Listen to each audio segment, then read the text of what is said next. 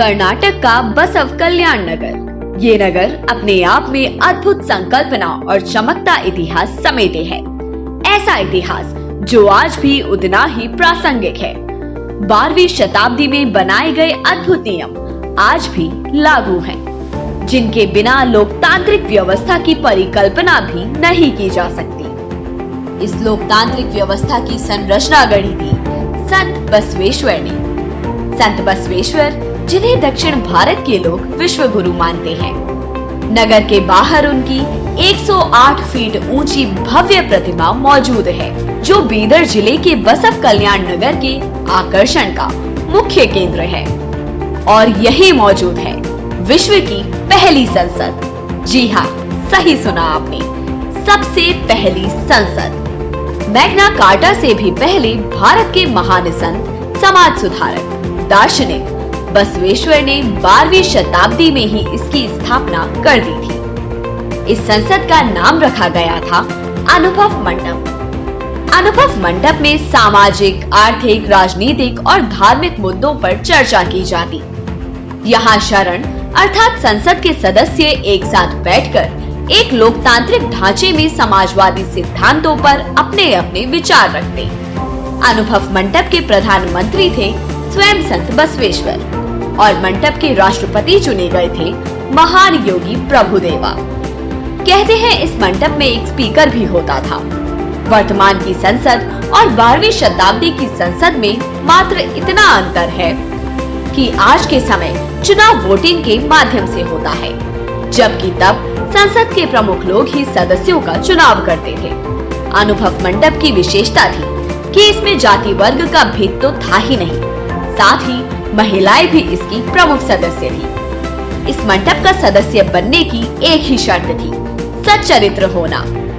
महान कवित्री और संत अक्क महादेवी भी अनुभव मंडप की सदस्य थी। इस संसद का काम था राज्य और राष्ट्र के हित और उन्नति के लिए सभी को एकजुट होकर काम करने के लिए प्रेरित करना।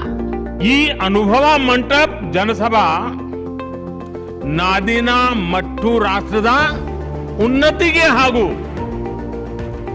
ಅಭಿವೃದ್ಧಿಗೆ ಪುರಗಾವಗಿ ಕೆಲಸ ಮಾಡುತ್ತದೆ।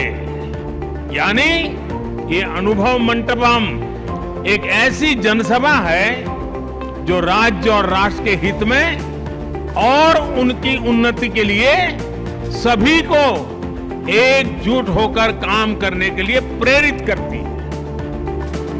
900 वर्ष पहले महिलाओं और शोषितों के हित की लड़ाई लड़ने वाले संत बसवेश्वर सामाजिक समरसता को बहुत महत्व देते थे। वे कहते थे, इवनारव इवनारव इवनारव एन डेर्या, इवनेमव इवनेमव इवनेमव एंडेनिस्या। अर्थात किसी को भी यह कौन है, यह कौन है, यह कौन है ऐसा मत पूछो। सभी के बारे में यही सोचो कि वह अपना है, अपना है, अपना ही है। महान क्रांतिकारी संत बसवेश्वर का जन्म विक्रम संवत 1188 में कर्नाटक के बागेवाड़ी गांव में हुआ था, जो अब बीजापुर जिले में मौजूद है। बसवेश्वर के पिता का नाम मादरस और माता का नाम मादलांबिक था। 23 वर्ष के होने पर वे कल्याण नगर चले आए। इसी नगर को उन्होंने अपनी कर्म भूमि बनाया। भक्ति भंडारी बसवेश्वर मेधावी थे। उनकी बौद्धिकता को देखते हुए कल्याण नरेश बिज्जल ने उनको कोषाध्यक्ष बनाने का प्रस्ताव रखा, जिसे उन्होंने समाज सेवा के रूप में स्वीकार कर लिया और उसी के माध्यम से भक्ति का प्रचार करने लगे। उन्होंने सभी लोगों को बराबर अवसर देने की बात कही और समाज में फैली कुरीतियों के विरुद्ध आवाज उठाई। संत बसवेश्वर ने वचन सुधार आंदोलन चलाया, जिसका उद्देश्य वचन अर्थात कविता के माध्यम से सभी का कल्याण करना था। उन्होंने गद्य विद्या को शिखर पर पहुंचाने का भी काम किया। यह कार्य कन्नड़ साहित्य में क्रांतिकारी बदलाव के रूप में देखा जाता है। उन्होंने समाज को दो महत्वपूर्ण सामाजिक आर्थिक सिद्धांत दिए। पहला कायका अर्थात ईश्वरीय कार्य, दूसरा दसोहा जिसका अर्थ है समान वितरण।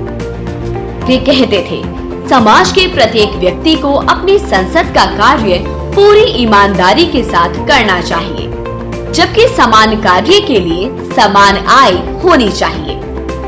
कर्नाटक में बसव के मानने वाले लोग लिंगायत कहे जाते हैं। लिंगायत समुदाय के लोग भगवान बसवेश्वर की जन्मोत्सव को बसवन्ना जयंती के रूप में धूमधाम से मनाते हैं।